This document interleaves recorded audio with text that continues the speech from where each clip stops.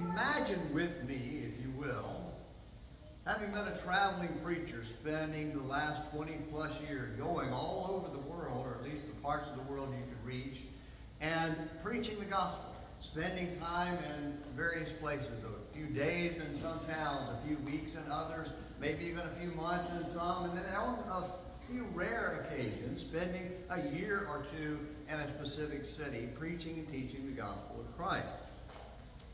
And then imagine you've collected a bunch of money to take to a large city where there are needy brethren, and you're on your way there, and everywhere you go, you're being told you're going to be arrested, you're going to be thrown in jail, and you go anyway, and you get there, and you're arrested and thrown in jail, primarily to preserve you from the mob that was trying to kill you. Now imagine being that person.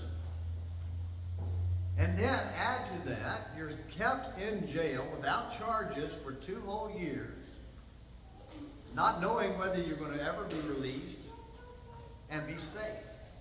And suddenly, you're sent to Rome for 2 years more, chained to a soldier.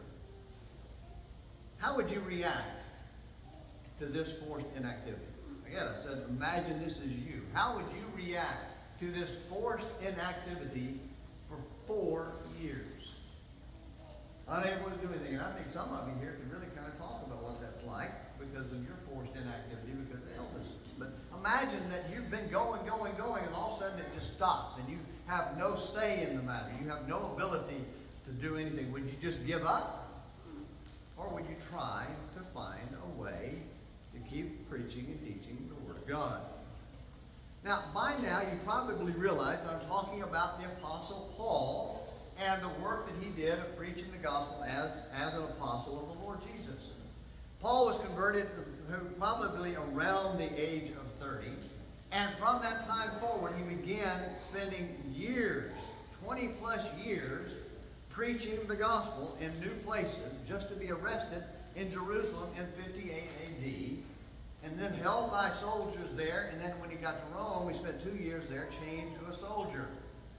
So there he was, stuck in Caesarea and Rome, not able to go do all the things that he had done. If you see on the map here, all of these various trips that he had taken, and all these places that he had gone from around 35 AD, or actually around 48 AD, till 58 AD. So in 10 years, he does all of that. What we don't realize, and what's not on this map, is that prior to that, remember he'd been down in here in Jerusalem, and he went up to Damascus. In fact, he went up to Damascus to try to persecute Christians. And while he was there, the Lord appeared to him on the road to Damascus. And then in Damascus, he was told what to do and was told what he was going to become. This apostle traveling everywhere. And so that trip's not even shown on this map. And then he spent 3 years off in Arabia receiving visions and receiving information from the Lord, preparing him to go and be this apostle to the Gentiles. Then he goes back to Jerusalem. So here's another trip that's not on there. He goes back to Jerusalem. And then in Jerusalem, they are trying to kill him there. Everywhere he goes, people are trying to kill him. So he leaves Jerusalem and he goes up to the city of Tarsus, back to his home, and spends time preaching and teaching the gospel up in Cilicia and in northern Syria there as a gospel preacher, still proclaiming the word, even though it's not recorded in the book of Acts. And so that's 2 journeys. Those are 2 journeys that are not even recorded here on this map. So you see, this is a man who's spending his time preaching and teaching the gospel. And then all of a sudden, all of that effort, all of that work is stopped, just comes to a complete halt. And he's not free. And he's not able to go and preach and teach as he would like. But he found a way. Paul found a way. In Rome, especially, he found a way. We don't know what happened in Caesarea. We don't know what access people had to him there. But we do know that when he got to Rome, things changed a little bit. Go to Acts chapter 28. Acts chapter 28 and verses 30 and 31. In Acts chapter 28, verses 30 and 31, we find that he was able to preach and teach the word. When he got there, actually, he was able to meet with the folks there, the Jews there who came to where he was staying. And he spoke to them. And then in verse 30 it says, and he stayed 2 full years in his own rented quarters and was welcoming all who came to him, preaching the kingdom of God and teaching concerning the Lord Jesus Christ with all openness, unhindered. Now we read that and they think, oh, well, Paul's good. He's free. No, he's not. He's chained to a jailer. He's got a chain on him in his own house. So as you notice there, people are coming to his rented quarters. And Rome's not paying for that. They're paying for the soldiers, but he has to pay for the place where he's staying. And so that's what is happening to him. And what he's doing is he's inviting people to come to him. He's opening his rented quarters to the gospel. His job, his life, is preaching and teaching Christ. And so he's doing whatever it takes to get people to him to where he can preach. And we see this in some of the New Testament epistles. Turn over to the book of Ephesians in chapter 6. In Ephesians chapter 6, we read of Paul how people came to Paul. And in verses 18 through 22. In Ephesians chapter 6, at the end of this book that was written while he was there in Rome, in verses 18 through 22, we read this. With all prayer and petition, pray at all times in the Spirit, and with this in view, make this your goal when you pray. Be on the alert with all perseverance and petition for all the saints, and pray on my behalf that utterance may be given to me in the opening of my mouth to make known with boldness the mystery of the gospel, for which I am an ambassador in chains, that in proclaiming it I may speak boldly as I ought to speak. So he's asking them to pray that I will be able to speak. I will be able to continue teaching. He's in jail, he's in this rented quarter in Rome, but he is jailed. He is in prison there. He's not free to come and go as he would please. In verse 21, we see how people are coming to him. Verse 21 says, but that you also may know about my circumstances, how I am doing, Tychicus, the beloved brother and faithful minister in the Lord, will make everything known to you. It's presumed that Tychicus is the one who delivered the Ephesian letter to the church in Ephesus. Verse 22, I have sent him to you for this very purpose, so that you may know about us and that he may comfort your heart. So they knew Paul was in jail. They knew he was not free, and they would be concerned about him. And so they had sent Tychicus to them, and Tychicus was bringing to them this letter so they will know what's going on with Paul. So Paul is finding a way. That may be an important kind of sub-point that we're not going to be emphasizing this morning, but think of it in those terms. Whatever your circumstance may be, find a way to share the gospel with other people. And that's what Paul is doing. And then in Philippians chapter 1, should be maybe even the same opening in your Bible, Philippians 1 verses 12 through 14. Now I want you to know, brethren, that my circumstances have turned out for the greater progress of the gospel, so that my imprisonment in the cause of Christ has become well known throughout the whole Praetorian Guard and to everyone else. So Paul says, I can't go preach, but guess what? I got somebody coming to me that I get to preach to every day.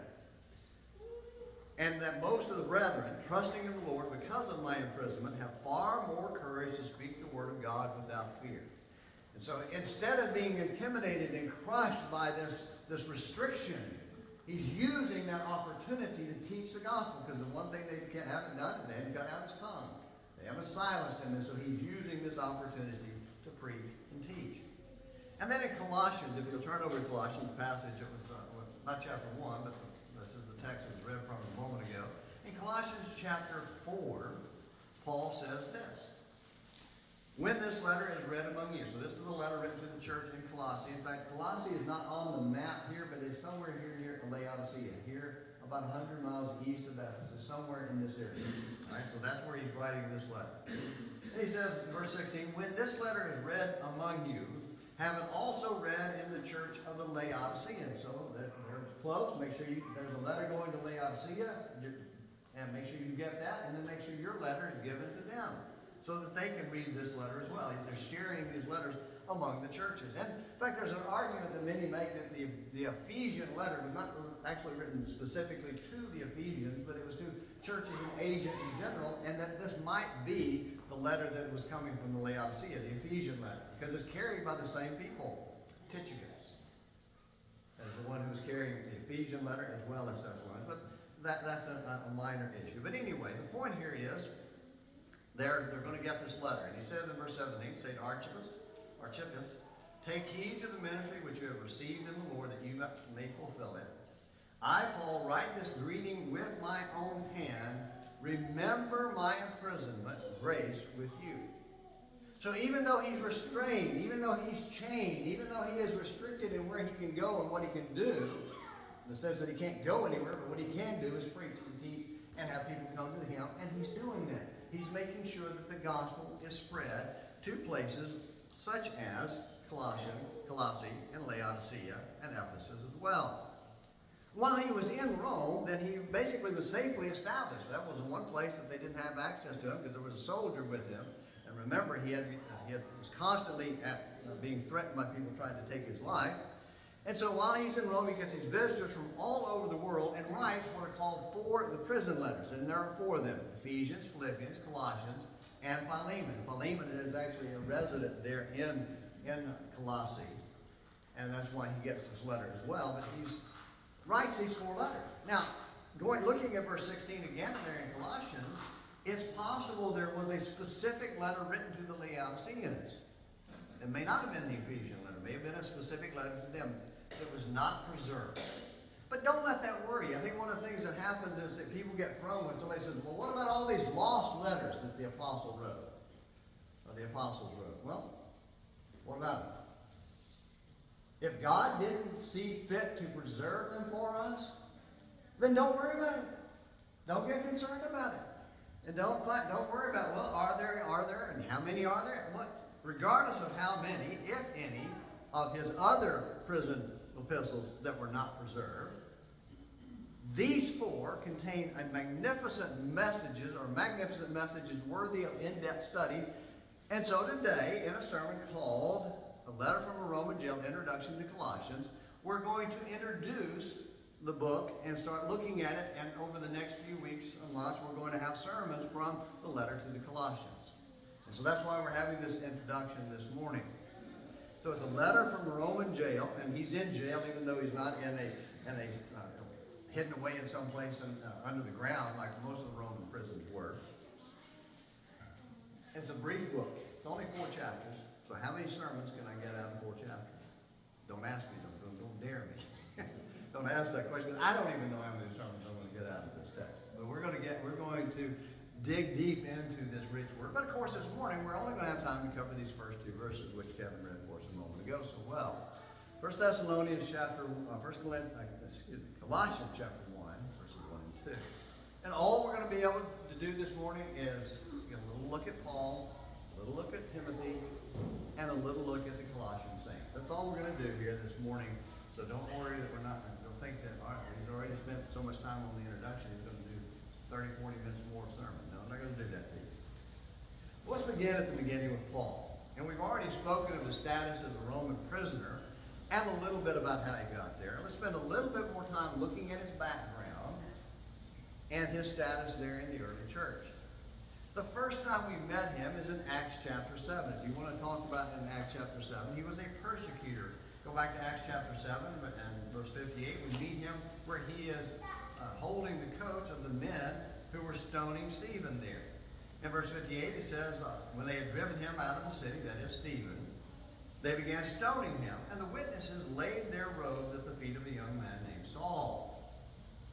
In verse 8, chapter 8, verse 1, Saul was in hearty agreement with putting him to death. And on that day, a great persecution began against the church in Jerusalem, and they were all scattered throughout the region of Judea and Samaria, except the apostles. And in verse 3, but Saul began ravaging the church, entering house after house, and dragging off men and women. He would put them in prison. And so this is the first time we learn about him, and what we'll learn is he is an attacker of the church. So how did this man who did his best to destroy the early church become one of its leading proponents, one of the leading proponents of Jesus Christ? Well, there was a little thing that happened on the road to Damascus, if you recall. While he was traveling there, the Lord appeared to him, and then he was told when he got into the city that you're going to become an apostle.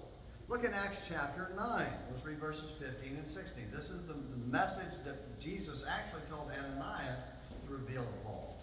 In Acts chapter 9, in verses 15 and 16, we read this.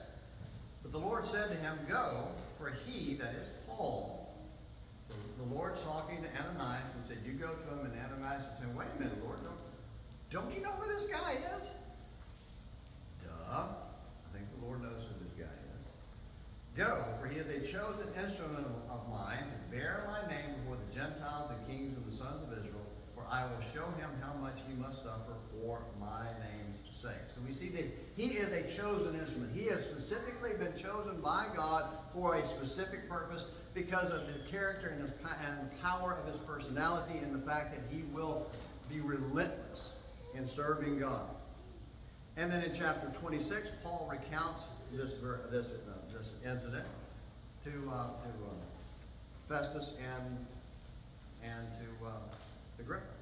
In Acts 27, in Acts 26, he's recounting this event to Felix and to Agrippa.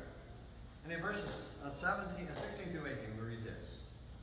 It says, "But get up and stand on your feet. For this purpose I have appeared to you, to appoint you a minister and a witness, not only to the things which you have seen, but also to the things which I will appear to you, rescuing you from the Jewish people and from the Gentiles to whom I am sending you." Notice he's having to rescue from the Gentiles too, not just from the Jews, but from the Gentiles as well. For the purpose of opening their eyes so that they may turn from darkness to light and from the dominion of Satan to God, that they may receive forgiveness of sins and an inheritance among those who have been sanctified by faith in me. So Paul has been called to go preach.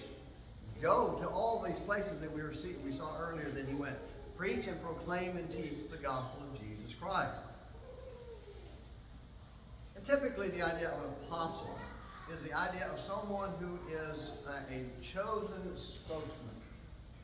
Someone sent with a very specific message and was speaking with the authority of someone that has the power to speak, like a king or a president or someone who's a leader of a country. And of course, in this case, he is speaking for God because there is no higher authority than God. And so that is who he's speaking for. It is a huge responsibility.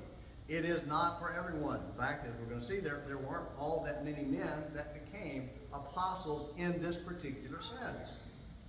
In fact, if you remember in Matthew 28, there were 11 of them left because Judas had been killed, or had killed himself after having betrayed Jesus. But in Matthew 28, the Lord, speaking to those 12 to the 11, said to them to go out and gave them authority to go out into the world and to preach and teach the gospel.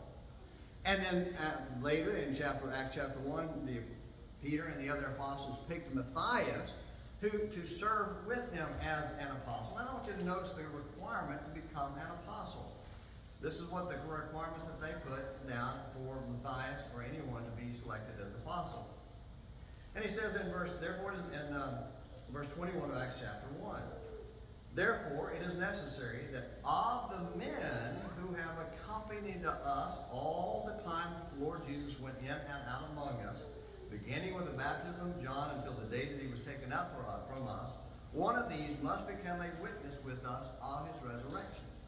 And so for them to be chosen as one of the apostles and now to add back to rounded up to the 12 they originally, it had to be somebody that followed with Jesus, been with Jesus, and had seen the resurrection. So it required an association with Jesus and a recognition of and being a witness of the actual resurrection.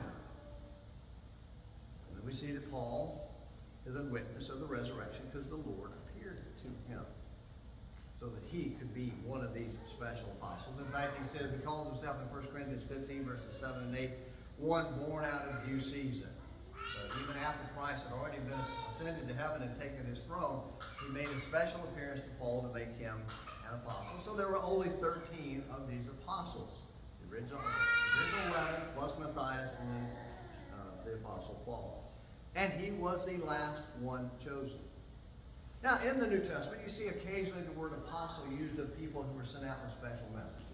Was sent out from a church, or sent out by the Apostle Paul. But never anybody who was specifically designated by the Lord as his apostle. That's why you look at, going back to Colossians chapter 1 and verses 1 and 2, you see that it's by the will of God. And I'm not going to take you through all the passages, but if you were to go through the introduction to letter after letter, you would see Paul, an apostle of Jesus Christ, by the will of God. So he is a special chosen vessel by the Lord to preach and teach his message, authorized to speak and proclaim his message. That's Paul. By the will of God. All right, well, let's look at a little bit of Timothy. Let's spend a little bit of time looking at Timothy. Also there in chapter 1, by the will of God, and Timothy, our brother.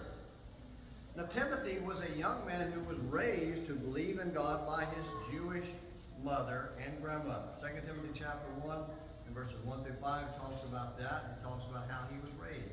In 2 Timothy chapter 1 and verses 4 and 5.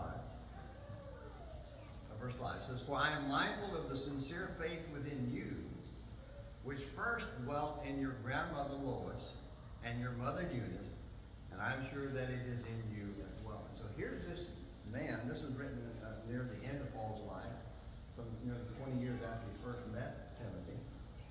And he's reminding him of his faith and where his faith came from. And kind of a side point here, and I didn't make it one of my takeaways I wish I had, but this: moms and grandmas, raise some Timothys. Raise some Timothys. I'm looking around in this congregation. I'll say that there's some moms and grandmas that have raised some Timothys. And you should be thrilled that you've done that and continue working on some of those little ones out there now to raise them to be Timothys as well.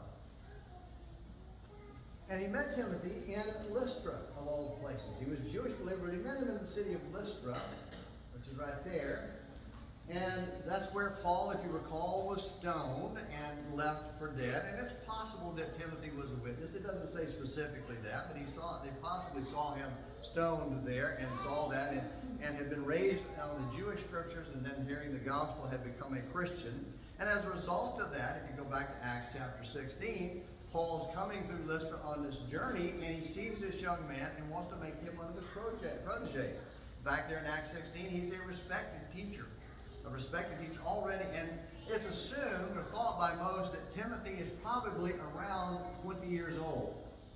So he's just a young man. He's just a lad, a young man, but he is already respected as a teacher of the gospel from just being converted just a short time before.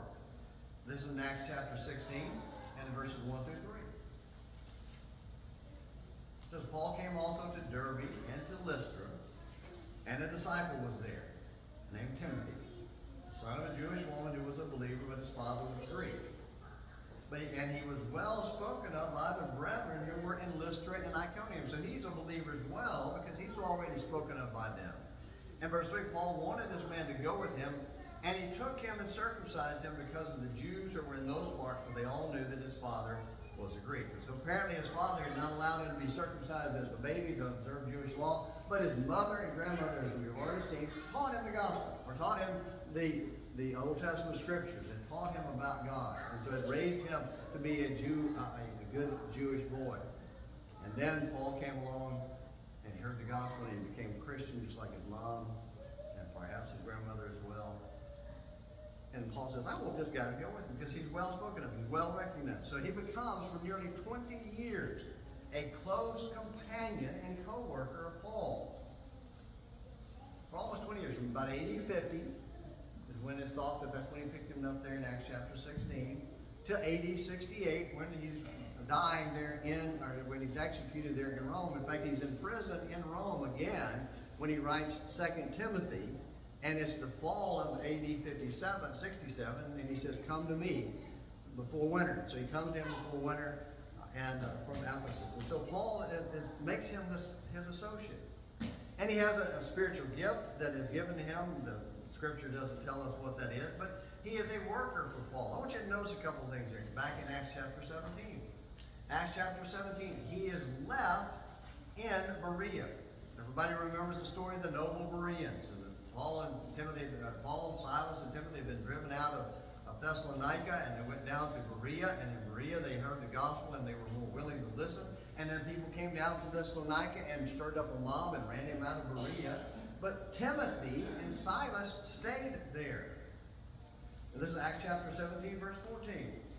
"Then immediately the brethren sent Paul out to go as far as the sea, and Silas and Timothy remained there."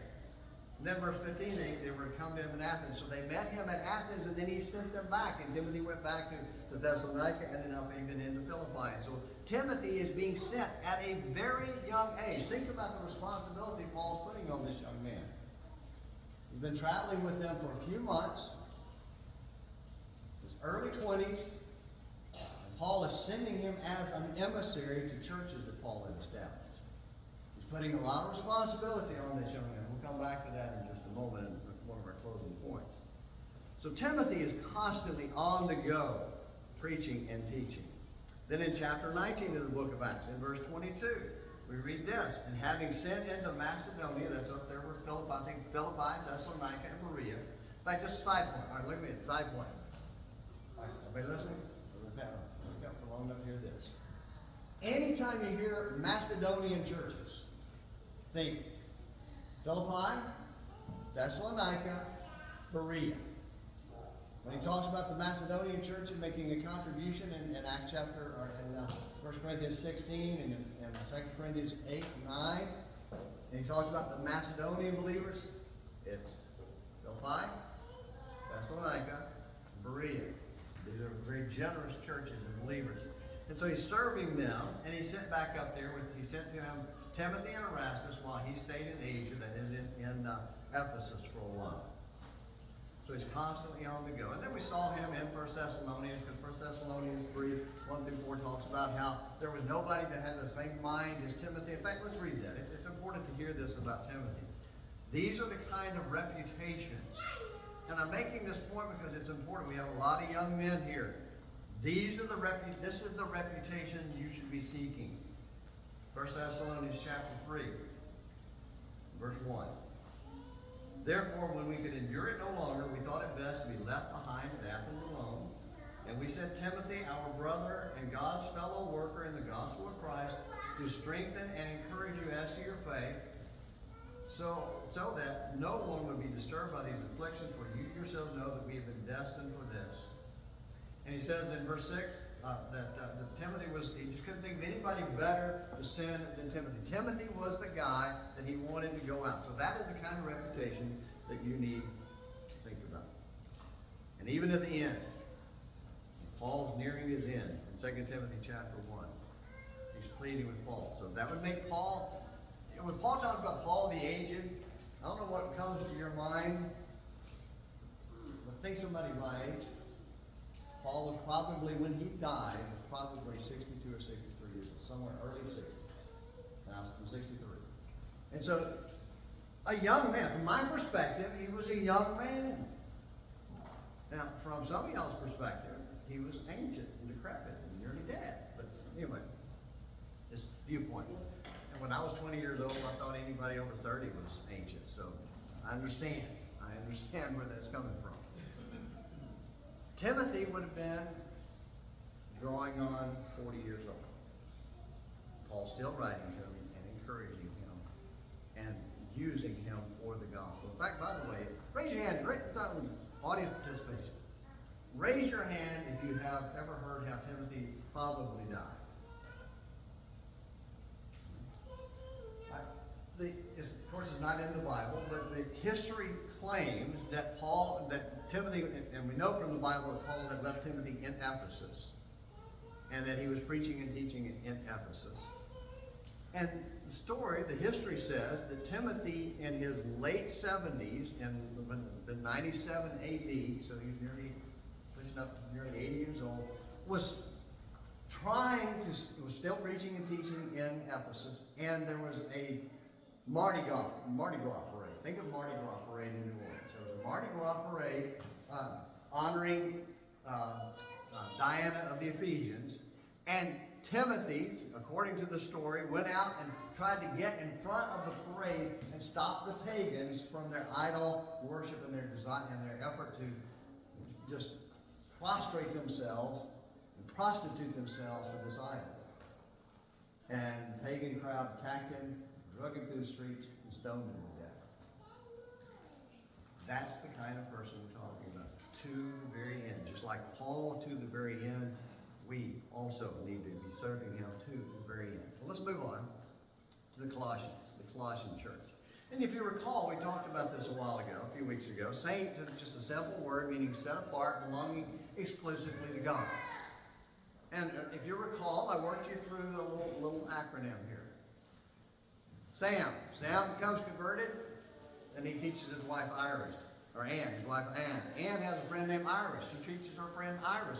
Iris becomes a Christian. Iris teaches her husband Nick. Nick becomes a Christian. Nick has a buddy named Tom. He teaches Tom the gospel, and Tom teaches his wife Sue the gospel. Saints.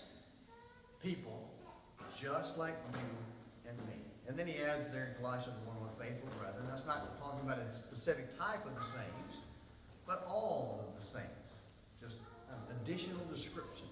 Faithful brothers and sisters in Christ. People in a small town that Paul had never visited had become Christians. This is a little thought, because it was, as we'll see in a later lesson, Paul refers to Epaphras, who had taught them the gospel. They had learned it from Epaphras, and Epaphras had come and told Paul about this small church there. And this would have been back when he was in Ephesus, and all Asia heard the gospel. And so he's teaching the gospel in Ephesus, and it gets out to the church. Epaphras becomes a Christian, and he teaches Laodicea, and he teaches brethren, I believe, people to believe in the city of Colossae. People, both Jews and Greeks, became Christians because somebody heard the gospel by Paul, and they took that message to somebody else, and to the city of Colossae, and taught people there. Do you know that's how the gospel came to Litchfield? You ever thought about that? You ever thought about how did the gospel get to Litchfield? How did we end up here as believers in Jesus Christ? If somebody, sometime, years, decades, maybe even a century or more ago, I don't know how long ago the first Christian came to Litchfield, but somebody came and taught the gospel in Litchfield, and people heard the message, and they believed it, and they obeyed it, and then they taught their children, and they taught other people, and then they believed and obeyed, and that passed on down till you are sitting here today, because Paul preached the gospel in Ephesus 2 millennia ago. Because Jesus died on the cross for us 2 millennia ago. That's how it happens. Saints and faithful brethren hear the gospel and become his children. Well, let's wrap up with some takeaways. Now, I hope you're looking forward to the study of the letter. Next week we'll have just kind of a summary of the book and what it's about before we start digging into the passages itself. But let's wrap up with some takeaways. The first one is it's the proclamation, not the proclaiming. It's the gospel. It doesn't matter whether it's Paul or Timothy or Epaphras or somebody else that they taught. It's the proclamation. It's the message. Churches don't depend on becoming followers of a preacher. They become followers of Jesus Christ and the message of salvation. Timothy started around 20 years, and then the next one is age is irrelevant. Timothy started when he was about 20 years old. So he was a young man. And he was teaching and preaching. He was recognized by the brethren in Laodicea and in Lystra, or Derbe and Lystra. And the Colossians were Christians. Probably less than 5 years when Paul wrote this beautiful letter. I think sometimes, we, especially those of us who grew up in the church and are old like me, we don't realize what it's like to be a Christian for just a couple of years. And having never heard anything about the gospel, they probably weren't around Jews, and they had heard about Judaism, but they didn't know who Jesus was, and they weren't followers of Christ, and there weren't followers of Christ in the city that they grew up next to and heard and saw for years and years. Some guy came in and began preaching a message they'd never heard before. And then Paul writes this lovely letter to them because he loves them, cares about them, and he wants to make sure that they are followers of Christ. So age is irrelevant. You can serve God at 15, at 20, at 40, at 60, at 80. Serve God. Do like Paul. Find a way to serve God no matter how old you are. We'll go ahead and get your songbooks out. We just have one final question, and then we'll wrap up this morning. And that final question is, are you a saint? Are you a faithful believer in Jesus Christ? That's the goal of all preaching and teaching, or should be. Turning saints into sinners. Teaching people about Jesus so that they will become saved by obedience to his will. If you're in in the audience this morning and you need to become a Christian, if you're not a Christian, we can help you do that. You need to know what you need to do. Hear, believe, repent, confess, be baptized. We probably have heard that, but if you need to talk about what that means, then let us know. But if you know what you need to do,